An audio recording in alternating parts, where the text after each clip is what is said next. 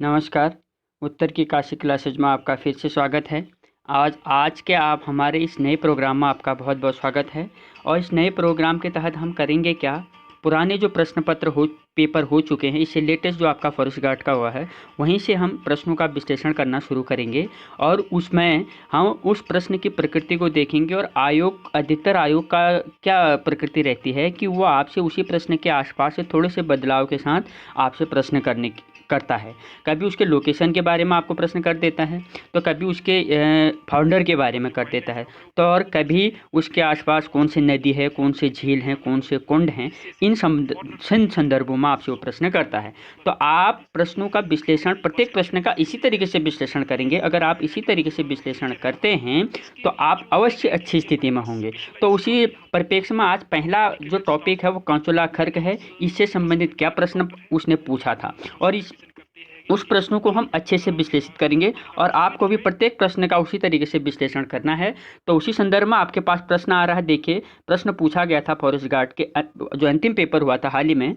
तो कांचुला खर्क प्रसिद्ध है और जिसके ऑप्शन आपके सामने थे: जड़ी बूटी शोध केंद्र हेतु। दूसरा ऑप्शन आपके पास था सॉफ्टवेयर केंद्र हेतु।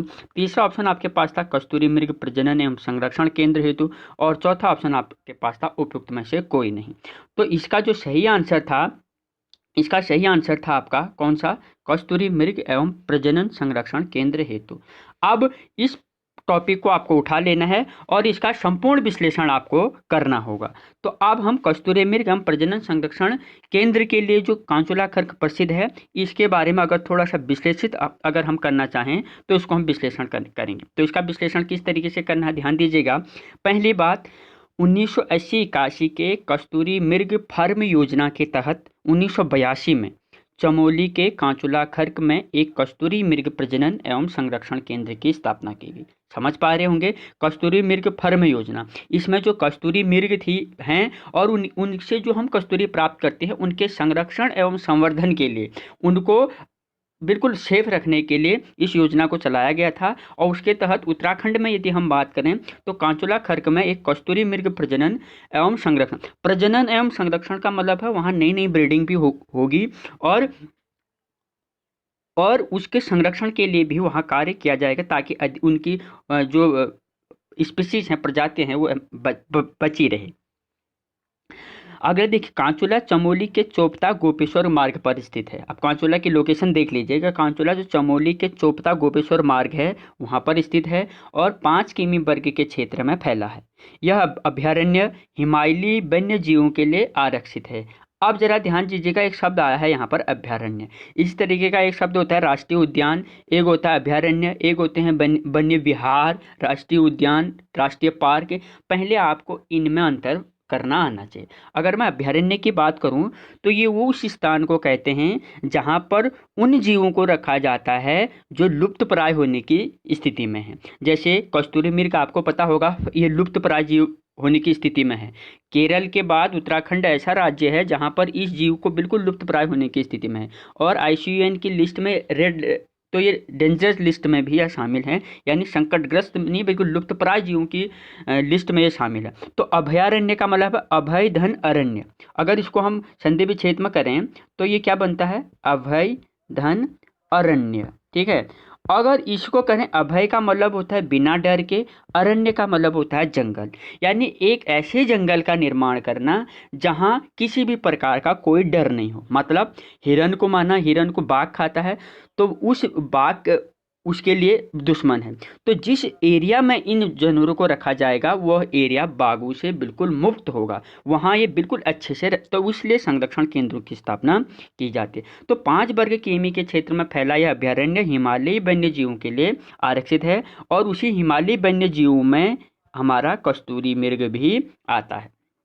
अगर लोकेशन की बात करें, अभी उत्तराखंड के नक्शे में चमोली वाली जो एरिया देख पा रहे होंगे, तो इसमें ये जो चोपता गोपेश्वर मार्ग है, इस चोपता गोपेश्वर मार्ग में ही स्थित है आपका कांचुला खर्क। अगर लोकेशन की दृष्टि से देखें, यह आपको क्यों किया जा रहा है? क्योंकि अगर आप उसको विजुलाइज करोगे नक्शे में तो आप उसको कभी नहीं भूल पाओगे। तो इसलिए प्रत्येक चीज़ को विजुलाइजेशन करने की कोशिश आपने करनी चाहिए, जिससे हम और अच्छे से उस फैक्ट को याद रख सकते हैं। अब बात करते हैं कस्तूरी मृग के बारे में, पूरा विश्लेषण आपको करना होगा। तो कस्तूरी मृग के बारे में करते हैं। कस्तूरी मृग उत्तराखंड का राजकीय पशु है, यह आपको मालूम है, सभी को मालूम है। और अंग्रेजी में इसे मस्क डियर कहते हैं, यह भी मालूम है। और वैज्ञानिक नाम इसका मास्कस क्राइसोगस्टर है, ठीक है, कॉ में रो लगा है, यहाँ लगा लेना। वैज्ञानिक नाम मास्कस क्राइसोगस्टर है। और देखिए आगे इसमें इसे हिमालयन मस्क डियर के नाम से भी जाना जाता है, ठीक है, ये उसके बारे में देंगे। और ये जो सबसे बड़ी बात है कि यह 3500 से 4400 मीटर की ऊंचाई में पाया जाता है। ऐसे फैक्टों को याद रखना, हो सके इससे वो अगली बार प्रश्न आपसे बना ले। कस्तूरी मृग उत्तराखंड के अलावा कहाँ कहाँ मिलता है देखिएगा, कश्मीर में, हिमाचल प्रदेश में, सिक्किम में, ये इन राज्यों में ये पाया जाता है। और देशों के संदर्भ में यदि आप बात करो तो ये नेपाल, तिब्बत जो चीन अधिकृत है, मंगोलिया, पाकिस्तान, भूटान, अफगानिस्तान, म्यांमार, रूस, इन देशों में भी कस्तूरी मृग पाए जाते हैं। देशों के संदर्भ में आपने समझ लिया, राज्य के संदर्भ में भी आपने समझ लिया किन किन राज्यों में इसकी स्थिति है। अब और आगे बात करते हैं। उत्तराखंड में कस्तूरी मृग विशेष रूप से फूलों की घाटी, उत्तरकाशी, केदारनाथ, पिथौरागढ़, ये 4 ऐसी जगह हैं जहाँ पर जो कस्तूरी के लिए बिल्कुल प्रसिद्ध हैं। इन जगहों पर कस्तूरी मृग पाए जाते हैं, ये ज़रा ध्यान दीजिएगा। और कस्तूरी जो है वो केवल नर मृग में पाया जाता है। ये प्रश्न में पूछ सकता है कि केवल नर मृग में पाया जाता है कस्तूरी, ध्यान दीजिए, मादा में ये नहीं पाया जाता। और वह भी केवल एक बार में 30 से 35 ग्राम ही प्राप्त किया जा सकता है। यहाँ से प्रश्न बनने की संभावना आपकी हो सकती है, ठीक। अब देखिएगा, इसको निकालने का जो उपयुक्त समय है वो सितंबर माह माना जाता है। हो सके इस बार वो यही पूछ दे आपसे कि कस्तूरी निकालने का सबसे उपयुक्त समय माना जाता है। जैसे इससे पहले प्रश्न बनते थे कि बुरांश के फूल खिलने का उपयुक्त समय है, इस तरीके से इसका भी ध्यान दीजिएगा कि कस्तूरी निकालने का जो उपयुक्त समय माना जाता है वो सितंबर माह माना जाता है। और इसका निर्माण, किसका निर्माण, कस्तूरी का निर्माण 1 वर्ष से अधिक आयु के मृग के जननांग के समीप स्थित ग्रंथि से स्रावित होकर नाभि के पास स्थित एक गांठयुक्त थैली में एकत्रित होने से होता है। मतलब जो ये कस्तूरी का निर्माण है वो जो 1 वर्ष का बच्चा होगा, 1 वर्ष के बच्चे से जब अधिक हो जाएगा वो, तब उसके जो नाभि में एक गांठ होती है, उस गांठ में वो द्रव के रूप में इकट्ठा होता है। उस द्रव के रूप में इकट्ठे होने से ही इस कस्तूरी का निर्माण होता है। तो ध्यान दीजिए, 1 वर्ष से अधिक के आयु वालों में यह पाया जाता है और 2 या 3 वर्षों के अंतराल में इसको निकाला जाता है, यानी इसका ऑपरेशन किया जाता है। फिर ऑपरेशन करके उसको उस नाभि, मृग के उस नाभि से, जो नर मृग है, उस नर मृग के उस नाभि से उस कस्तूरी को निकाला जाता है। एक जैसे इस वर्ष निकाल दिया तो फिर 2-3 वर्षों के बाद उसको निकाला जाएगा। आप इस तरीके से उसको समझिएगा। तो देखा कि फूलों की घाटी, केदारनाथ, पिथौरागढ़, इनमें इसकी स्थिति है केवल नर मृग में पाया जाता है। 30 से 35 ग्राम एक बार में निकाला जाता है और इसको निकालने का जो उपयुक्त समय है वो सितंबर माह माना गया है। और 1 वर्ष से अधिक आयु का जो मृग होगा उसके जननांग के समीप स्थित ग्रंथि में स्रावित होकर के नाभि के पास स्थित एक गांठयुक्त थैली में एकत्रित होने से इस कस्तूरी का निर्माण होता है और 2 से 3 वर्षों के अंतराल में इसको एक बार निकाला जाता है, ठीक। और क्या है, मृग का रंग भूरा होता है और जो इसकी औसत आयु है वो 20 वर्ष मानी जाती है। इस फैक्ट को आपको याद रखना है, एक एक फैक्ट को लिख लेना। और कस्तूरी एक प्रकार का क्या है, जटिल प्राकृतिक रसायन है, नेचुरल है। और इसका उपयोग कहाँ होता है, सुगंधित सामग्री बनाने में तो होता ही होता है, इत्र बनाने में जैसे। और इसके साथ साथ इस सबसे महत्वपूर्ण है किसके लिए, दमा के लिए, निमोनिया, हृदय रोग, टाइफाइड, मृगी, इन रोगों की जो औषधि निर्माण होगा, यानी इन रोगों के लिए जो दवाइयाँ बनेगी, उन दवाइयों में भी इस का प्रयोग होता है। ये बहुत महंगा जाता है, बहुत महंगा है, जटिल प्राकृतिक, इसीलिए लोग इनका शिकार कर रहे हैं ये और अपने, तो इसलिए यह एक संकटग्रस्त प्राणी में यह बना हुआ है। उत्तराखंड में कस्तूरी मृग की 4 प्रजातियां पाई जाती हैं। ये बहुत महत्वपूर्ण प्रश्न है, कितनी प्रजातियां पाई जाती हैं, तो ये प्रश्न आपसे बनाया जा सकता है। और जो मादा कस्तूरी है उसके गर्भधारण की अवधि 6 माह होती है। यह भी प्रश्न आपके लिए महत्वपूर्ण है। मैं प्रश्नों को एक एक खंडों में मैं तोड़ के लाऊं, ये एक एक टॉपिक, एक एक प्रश्न आपके लिए है और आपको अच्छे से प्रश्नों का विश्लेषण इसी तरीके से करना है। और सबसे अच्छा प्रश्न अब बनेगा कि कस्तूरी मृग का मुख्य भोजन केदार पत्ती और रिंगाल माना जाता है और एक जंगली घास होती है वो। तो मुख्यतः केदार पत्ती और रिंगाल जिनकी टोकरियाँ, डलिया वगैरह बनती हैं, ये इनका मुख्य भोजन है। है। ये प्रश्न बहुत अच्छा बनाया जाए, जैसे पूछता कि आपको देखा होगा आपने कि मोनाल का मुख्य भोजन क्या है, आलू वगैरह, तो इसलिए इसका भी मुख्य भोजन जो है वो केदार पत्ती है और रिंगाल है। किसका? कस्तूरी मृग का। यहाँ से आपसे प्रश्न बनाया जा सकता है। अब बात करते हैं राज्य में कस्तूरी मृग के संरक्षण एवं संवर्धन के लिए सर्वप्रथम प्रयास 1972 में किया गया। प्रश्नों का विश्लेषण इसी तरीके से होना देखिएगा कि पहले हमने उनके बारे में जाना, अब राज्य के में कस्तूरी मृग के संरक्षण एवं संवर्धन के लिए सर्वप्रथम प्रयास 1972 में किया गया है। और 1972 में किसने? उत्तर प्रदेश सरकार ने क्या किया? केदारनाथ वन्यजीव विहार की स्थापना की। कब? 1972 में। और ये मुख्य रूप से क्यों की गई? जो कस्तूरी मृग थे उनके संरक्षण के लिए इसकी स्थापना की गई। और यह 957 वर्ग किमी क्षेत्र में फैला है और जो चमोली और रुद्रप्रयाग का जो केदार खंड है उस केदार खंड में यह स्थित है। इसके बाद 1977 में महरूड़ी जो कि बागेश्वर का हिस्सा है, महरूड़ी में कस्तूरी मृग अनुसंधान केंद्र। आप जरा ध्यान दीजिएगा, एक प्रजनन केंद्र होता है, एक अनुसंधान केंद्र होता है, यहाँ रिसर्च होता है, ठीक है। तो ये अनुसंधान केंद्र है। तो अनुसंधान केंद्र की स्थापना की गई कब? 1977 में महरूड़ी में। पहला 1972 में, दूसरा 1977 में। और यह बागेश्वर और पिथौरागढ़ की सीमा पर स्थित है, लेकिन इसका जो अधिकांश भाग है वो बागेश्वर जनपद में आता है, इसलिए यह बागेश्वर का ही हिस्सा होगा, ऐसा आपको मान के चलना है, ठीक है। इसके बाद 1982 में चमोली में जिले के कांचुला खर्क में एक कस्तूरी मृग प्रजनन एवं संरक्षण केंद्र की स्थापना की गई। प्रश्न इस बार उसने यहाँ से उठा रखा था, ये ठीक है। तो इसके बाद ये 1982 में चमोली जिले, पहला 72, फिर 77, फिर 82। देखो हो गए जो पिछली बार, अब अगली बार 72 वाला पूछ ले, 77 वाला पूछ ले, कुछ भी पूछ सकता है। तो उसने फर्स्ट गार्ड में यहाँ से पूछ रखा तो ये वाला प्रश्न उसने उठाया था यहाँ से कि 1982 में चमोली जिले के कांचुला खर्ग में एक कस्तूरी मृग प्रजनन एवं संरक्षण केंद्र की स्थापना की गई। और इसके बाद देखिएगा फिर 1986 में कस्तूरी मृग उनको विशेष रूप से ध्यान में रखते हुए, किनको? कस्तूरी मृग को पिथौरागढ़ में अस्कोट कस्तूरी मृग अभ्यारण्य की स्थापना की। अभ्यारण्य मैंने बता दिया आपको कि स्थापना की गई और यह 600 वर्ग किमी में फैला। और सबसे बड़ी विशेषता अस्कोट कस्तूरी मृग विहार जो पिथौरागढ़ में, उसकी क्या है? वहाँ सर्वाधिक कस्तूरी मृग आपको मिलते हैं। यह प्रश्न बनेगा ही, ये आप समझिएगा। इस बार अगली बार यही प्रश्न, इस तरीके का प्रश्न बनने वाला कि सर्वाधिक कस्तूरी मृग किस अभ्यारण्य में मिलते हैं? तो अस्कोट कस्तूरी मृग अभ्यारण्य। या अस्कोट कस्तूरी मृग अभ्यारण्य कहाँ है? तो आपको कहना पड़ेगा पिथौरागढ़। इसकी स्थापना कब हुई? 1986। इस तरीके के प्रश्न आपसे बनाने की संभावना रहेगी।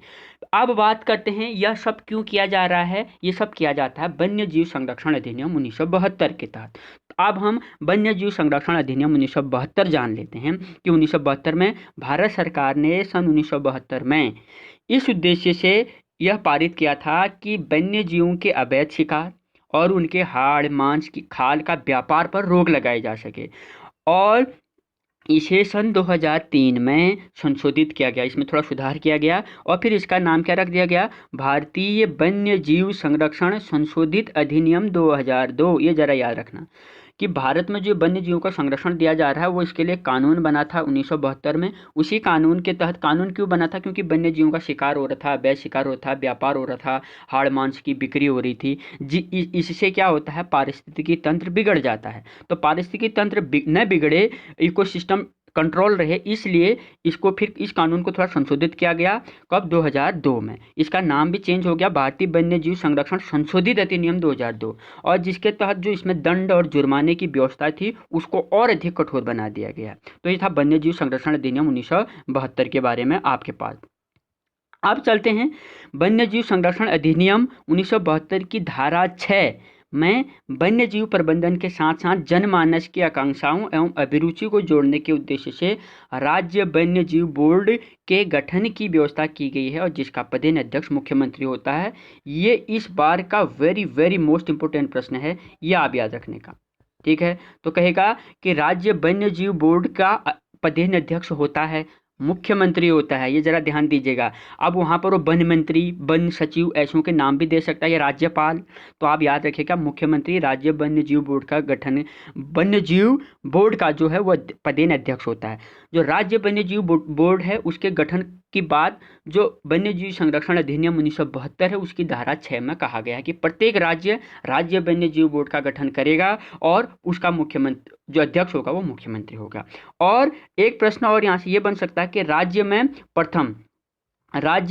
प्रथम वन्य जीव संरक्षण केंद्र के रूप में 1935 में जब भारत शासन अधिनियम था 1935 में देहरादून में मोतीचूर वन्य जीव विहार की स्थापना की गई और फिर इस मोतीचूर वन्य जीव विहार को 1983 में राजाजी राष्ट्रीय उद्यान जो है उसमें समाहित कर दिया गया। तो आता है कि राज्य में प्रथम वन्य जीव संरक्षण केंद्र कब बना, तो 1935 में कहेंगे। कहाँ बना? देहरादून में बना। मोतीचूर वन्य जीव विहार उसका नाम था। और फिर उसी को बाद में जब 1983 में राजाजी राष्ट्रीय उद्यान की स्थापना हुई तो उस 1983 में उस राजाजी राष्ट्रीय उद्यान में इसको समाहित कर दिया गया। तो इस तरीके से प्रश्नों का विश्लेषण आपको इसको एक दो बार सुन लेना है। उस कांचुला खरगोश से इतने तरीके से यहाँ तक आपको जाना होता है और इस तरीके से आपको देना होता है। अब एक चीज़ और ध्यान दीजिएगा, बहुत अच्छा कोटेशन ये है कस्तूरी के बारे में। आपने एक सुना होगा, कस्तूरी कुंडल बसे मृग ढूंढे बन माही, ऐसे ही घटी घटी राम है दुनिया देखना ही। तो ये उसी का है एक रूप है। देखिए क्या है, बन बन बन बन ढूंढ रहा है मृग अपनी कस्तूरी, खुशबू अपने पास है, खुशबू अपने पास है, बस है खुद से खुद की दूरी। यही स्थिति हमारी भी तो है, हमारी भी खुद से खुद की दूरी रहती है। पढ़ना है इस कोचिंग संस्थान में, उस कोचिंग संस्थान में, यहाँ वहाँ, जिसने जैसा कहा वैसा कहते, कोई इस किताब को पढ़, कोई उस किताब को पढ़। पढ़ना तो तुमको है, पढ़ना तो हमको होता है। तो हमें जब खुद को पढ़ना होता है तो खुद से अपना परिचय करिए कि मुझे किस समय कैसे याद होता है। इस बात को आप अच्छे से ध्यान रखिएगा। कोई कहता है आपको कोई 4 बजे उठना चाहिए, समय अच्छा होता है। मैं तो आज तक कभी 4 बजे नहीं उठा क्योंकि मुझे रात को पढ़ना अच्छा लगता है। 4 बजे तो मैं उठ ही नहीं पाता। इसलिए आपका पहला परिचय खुद से होना है। तो कितना अच्छा कोटेशन है कस्तूरी पर। उसके नाभि में क्या होता है, कस्तूरी होती है, उसकी खुशबू बहुत ज़बरदस्त होती है और जो कस्तूरी है उसकी सूंघने की क्षमता, घ्राण क्षमता सबसे तेज होती है।